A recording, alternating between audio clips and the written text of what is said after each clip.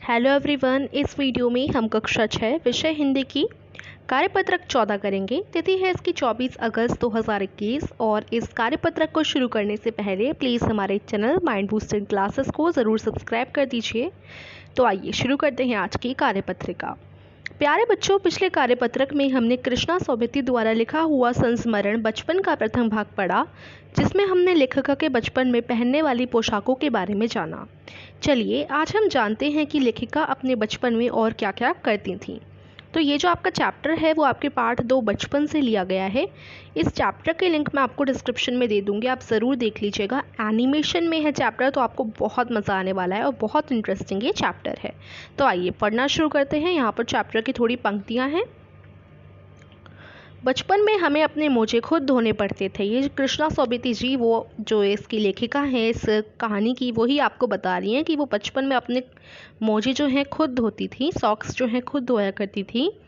वह नौकर या नौकरानी को नहीं दिए जा सकते थे, इसकी सख्त मनाही थी। हम बच्चे इतवार की सुबह इसी में लगाते, धो लेने के बाद अपने अपने जूते पॉलिश करके चमकाते। जब जूते कपड़े या ब्रश से रगड़ते तो पॉलिश की चमक उभरने लगती। तो वो इतवार की सुबह यानी संडे की सुबह किस में निकालती थी?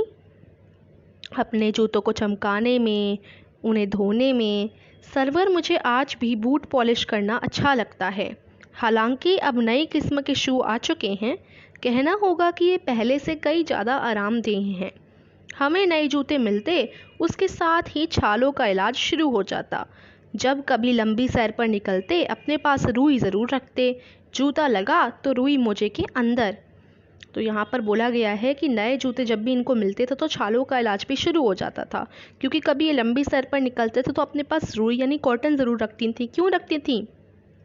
कि अगर मान लो पैर छोटा है तो जूते के अंदर नहीं आ रहा, तो वो मोजे के अंदर क्या डाल देती थी? रुई घुसा देती थी। इस तरीके से वो अच्छी तरीके से जूतों को पहनकर चल पाती थी। हाँ, हमारे तुम्हारे बचपन में तो बहुत फ़र्क हो चुका है। हर शनिचर को हमें ऑलिव ऑयल या कैस्टर ऑयल पीना पड़ता। यह एक मुश्किल काम था। शनिचर को सुबह से ही नाक में इसकी गंध आने लगती, तो उन्हें ऑलिव ऑयल पीना बिल्कुल पसंद नहीं था। छोटे शीशे के गिलास जिन पर ठीक खुराक के लिए निशान पड़े रहते, उन्हें देखते ही मितली होने लगती। मितली का मतलब होता है उल्टी आ जाने लगती इनको।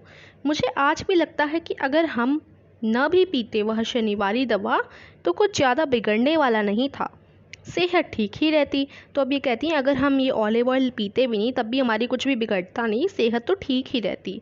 तो मैं बताऊंगी कि हमारे समय और तुम्हारे समय में कितनी दूरी हो चुकी है। यहाँ तक कि बचपन की दिलचस्पियाँ भी बदल गई हैं।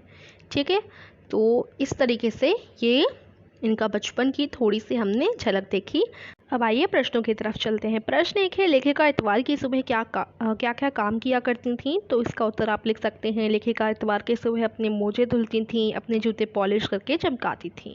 ठीक है, और यहाँ से भी लिख सकते हैं, देखो, धो लेने के बाद अपने जूते पॉलिश करके चमकाती थीं, और जब जूते कपड़े या ब्रश से रगड़ती तो पॉलिश की चमक उभरने लगती। यहाँ तक भी लिख सकते हैं, लेकिन ये ज़्यादा शॉर्ट है तो मैंने ये आपको लिखवा दिया है। प्रश्न 2 है, जूता लगा तो रुई मोजे के अंदर से क्या तात्पर्य है?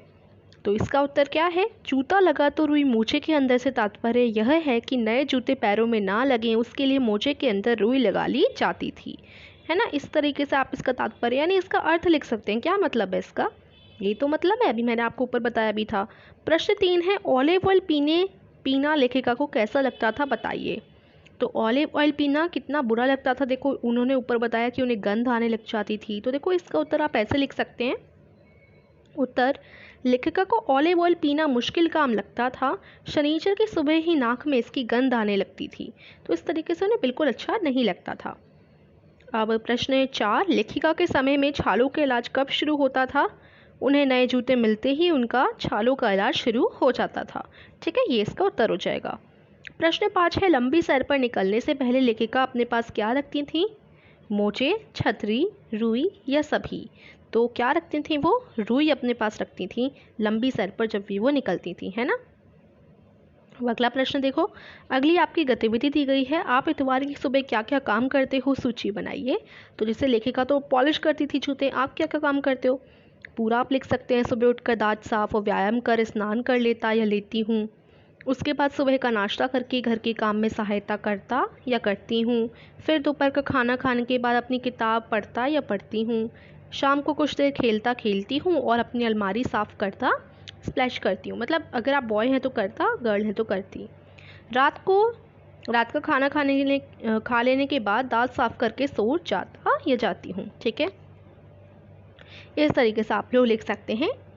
जो भी सूची आप बनाइएगा, जो भी काम आप इतवार की सुबह करते हैं। अब नए शब्द देखिए। शनिचर का मतलब होता है शनिवार यानी सैटरडे, और इतवार का मतलब क्या होता है? संडे होता है। मितली का मतलब उल्टी यानी वॉमिटिंग।